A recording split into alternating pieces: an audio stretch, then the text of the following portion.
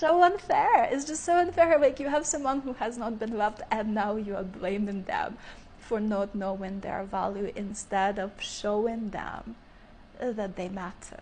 If you give them less, you treat them worse, and you neglect them, and they respond positively to that, that is not a person. What you are interacting with is a survival response to get your attention, because that's been their whole life. Don't act like there's a connection in that. If anybody does that, where they start displaying the affection, the sexuality, the commitment, as you neglect them, they have no connection to their own value. That is not somebody who can love you. They don't even know love themselves.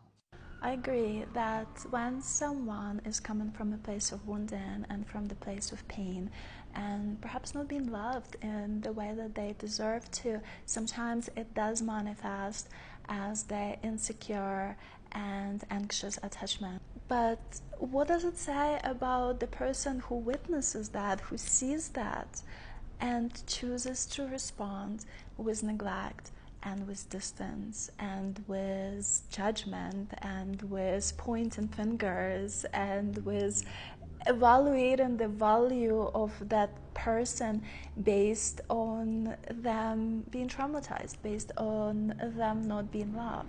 Like, doesn't that perpetuate the cycle of mutual wounding and pain instead of stopping it?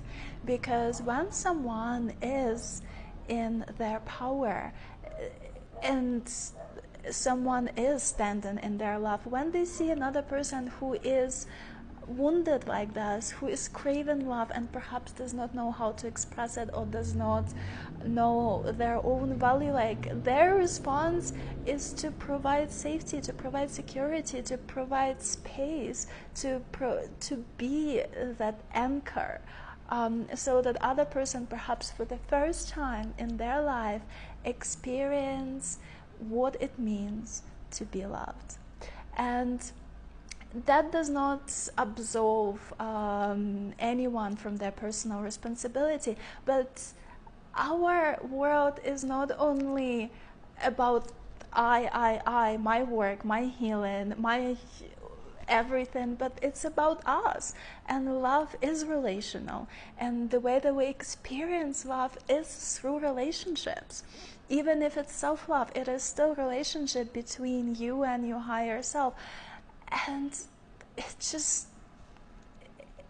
not just this specific creator, it's just this line of thinking that separates us from another person, from another, and just like creates this division where we are so absorbed in our own process that we do not see that there's that there is another that perhaps needs us, and if we actually show up, maybe it's not gonna only heal them but also a part of us.